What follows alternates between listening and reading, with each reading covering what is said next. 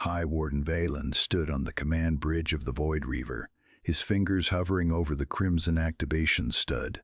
Before him, the lone Aethel vessel hung like a silver needle against the velvet dark. One press would ignite the atmosphere of the world below, turning their defiance into ash. This moment is the edge of a blade, and I'm inviting you to subscribe and stand here with me as the galaxy shifts. There is so much more to see before the stars go out. Now, let's look at how we arrived at this precipice. 12 minutes earlier, the bridge had smelled of nothing more than sterile air and the faint, metallic scent of heated cooling fans. Valen had been adjusting the heavy ceremonial mantle on his shoulders, his gaze fixed on the tactical display that showed his 847 warships positioned in a flawless blockade formation. The High Warden's adjutant, a lean Vorgan with twitching secondary mandibles named Krell, tapped a data slate. He looked at the primary monitor where a single red dot sat motionless against a sea of green icons. Krell's mandibles clicked in a rhythmic, dismissive pulse. "They aren't even raising shields, Warden," Krell said, his voice carrying the rasp of a species that had forgotten the meaning of a fair fight. Intelligence was right. They have kinetic slugs and optimism. That is the extent of the Aethelgard defense. Valen didn't respond immediately.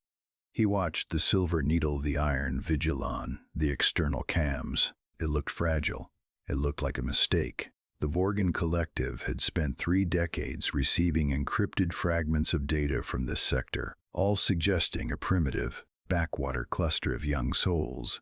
"Open the channel," Valen ordered. The screen flickered to life. A human sat in a chair that looked remarkably like a pilot's seat from a cargo hauler. He wasn't wearing a combat rig. He wore a simple, dark flight suit, and he was holding a small, weathered copper compass in his left hand, idly flipping the lid open and shut. Click, snap, click, snap. "I am Commander Thorn," the human said. His voice was dangerously level. "You are trespassing an Aethelgard reach. You have 12 minutes to brought your drives to sublight and begin a recursive withdrawal." Laughter erupted across the Vorgan bridge. It was a harsh, barking sound. Valen leaned forward, his shadow stretching across the deck plates. "Commander," Valen said, his voice dripping with the faux patience of a predator, "I have 847 ships of the line. I have enough ordnance to crack your planet's crust and use the magma to forge my victory medals. I will give you 12 minutes to surrender, or don't. The fire looks the same either way." Thorn didn't flinch. He didn't even look at the camera. He looked down at the copper compass, watching the needle spin in the localized magnetic field of his ship. 12 minutes it is, then," Thorn murmured. The link severed. Valen watched the countdown begin on his HUD. He felt a surge of predatory heat. It was the same sensation he'd felt during the subjugation of the Krellian moons, the absolute certainty of the hammer. He checked the display again, admiring the 847 green dots. They represented the pinnacle of Vorgan engineering, forged in the heavy gravity wells of the Obsidian Collective. The minutes ticked by with agonizing slowness. Valen paced the bridge, his boots echoing against the polished floor. He watched the iron vigil. It didn't move. It didn't flee. It just sat there, a tiny, defiant speck of dust. Space itself seemed to shatter as 12,000 warships blinked into existence, turning the hunter into the prey in a single heartbeat. If you want to be there when the first shot of the new era is fired, subscribe now. History is being written in the dark, and you don't want to miss the next chapter. At the 6-minute mark, the Void Reaver completed its final targeting solution.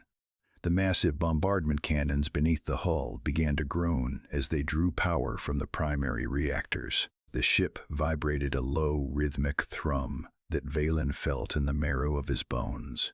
"Warden," Krell whispered, leaning over a sensor array, "the Aethel vessel is broadcasting. Not a distress signal. It's a sequence, a long-range handshake protocol." "To who?"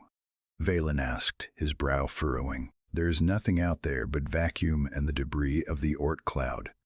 The signal is bouncing off the gravitational anchors of the system's twin suns, Krell reported, his mandibles slowing. It's high bandwidth, extremely complex.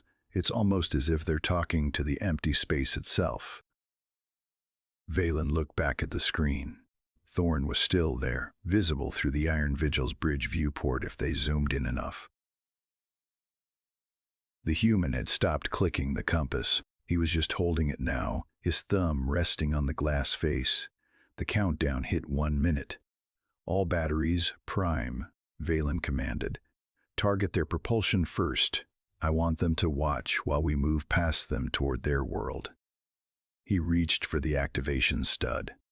The air in the bridge felt thick, charged with the static of impending violence. He looked at the tactical map one last time, savoring the sight of his overwhelming green tide. 10 seconds, Krell announced.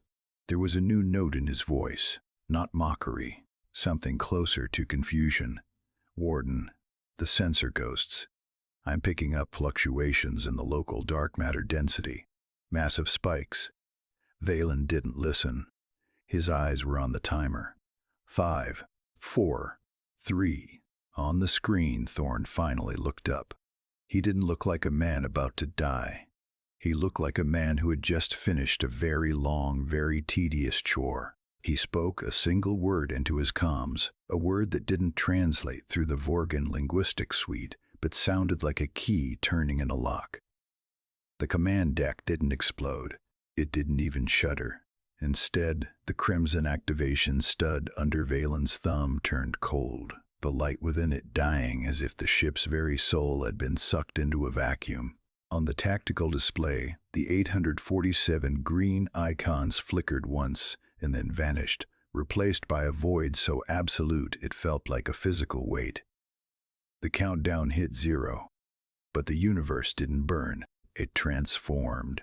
Warden, Krell's voice was a thin, reedy ghost of itself. The sensors, they aren't malfunctioning. They're being overridden. Across the forward view screen, the stars themselves seemed to peel back. It wasn't a jump from warp.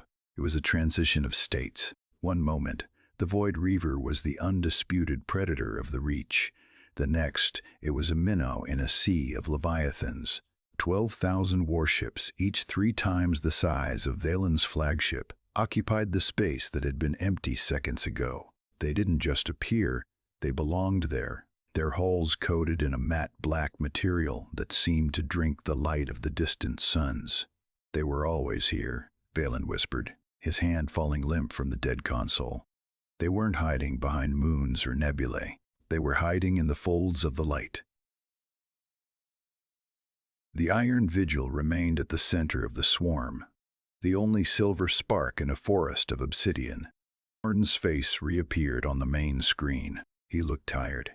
He was still holding that copper compass, but he wasn't looking at the needle anymore. He was looking directly at Valen. "You made your choice, Warden," Thorn said.